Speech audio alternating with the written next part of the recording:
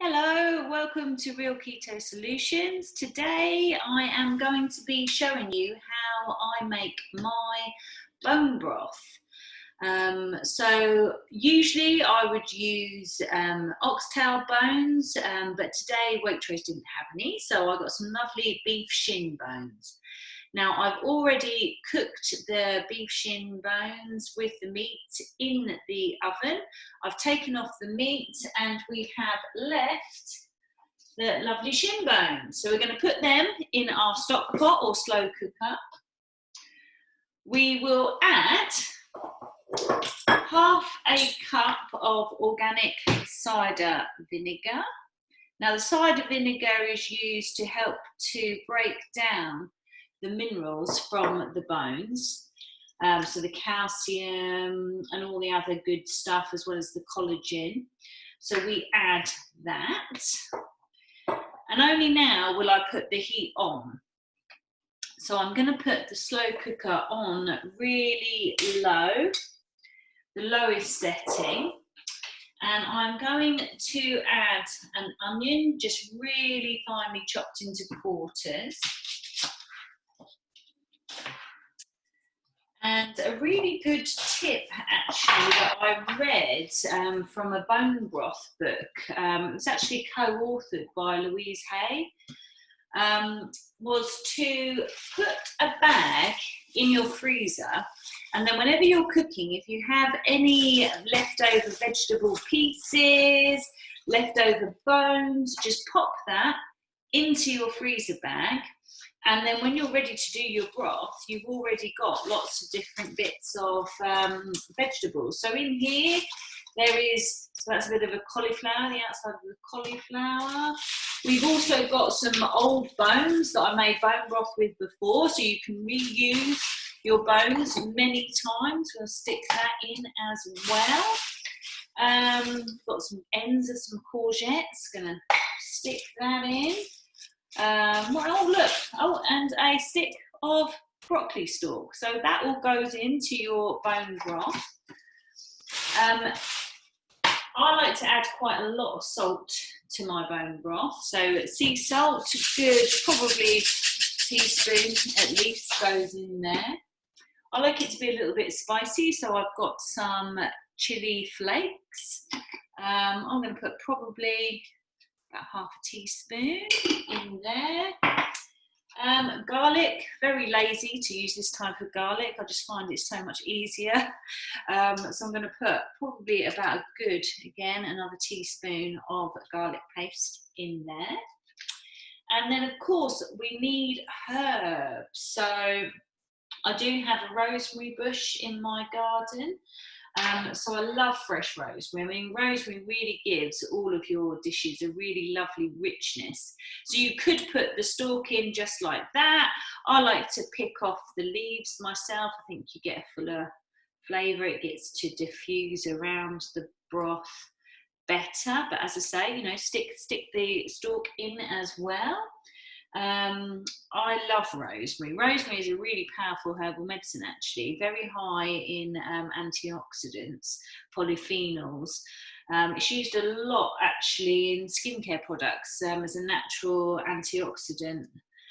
In herbal medicine, we tend to use it, rosemary, for remembrance. So it's used a lot, actually, for the memory.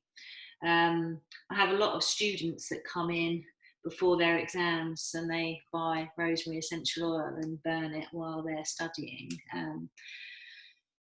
And also thyme. Now, I mean, thyme is just a wonderful, wonderful herb. And again, you could just add them in, just the whole stalk like that. Or if you wanted to, you could break the leaves off. Either way is fine. Once you've done that, you will add some, I always add the filtered water, so add the filtered water just so that you're covering the bones. And then what I will do is I am going to leave this to simmer overnight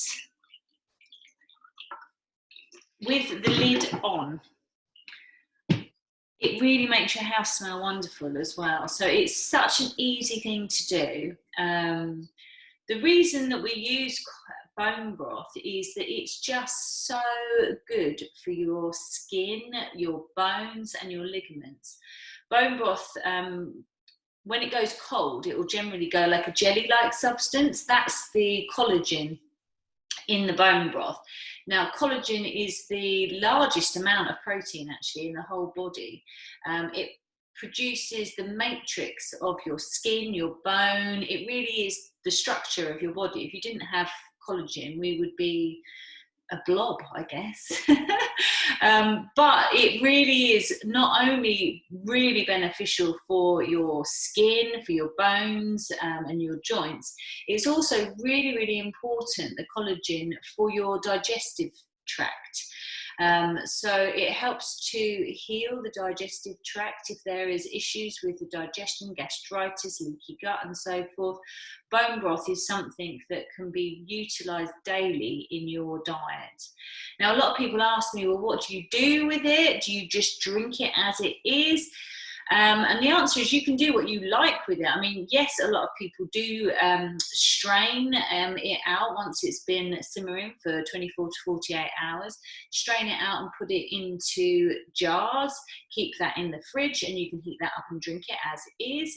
Some people prefer to put it in ice cube trays and keep them in the freezer, and then you can just pop a couple of ice cubes out whenever you need them, which is a really good way of utilising your bone broth.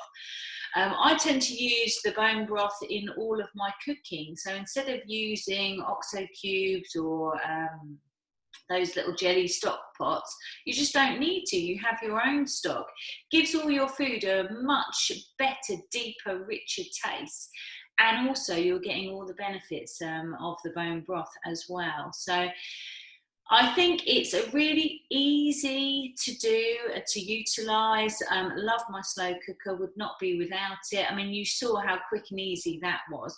That'll probably give me enough bone broth to, well, there'll probably be about 1.5 litres of bone broth, and that'll last me a good week. I'll probably freeze some, put most in the fridge. Yeah, top tip, really, really beneficial. So I would definitely recommend that people utilise the bones, especially if you cook a chicken, you know, do the same with poultry bones. Doesn't have to be beef or marrow bones, but have fun with it and add it to your daily regime. So I hope you found this useful. Do give us a like and a subscribe to look at all future videos. You can follow us, Real Keto Solutions, both now on Instagram. You'll see our Instagram lives and also on Facebook. So hit that button, people.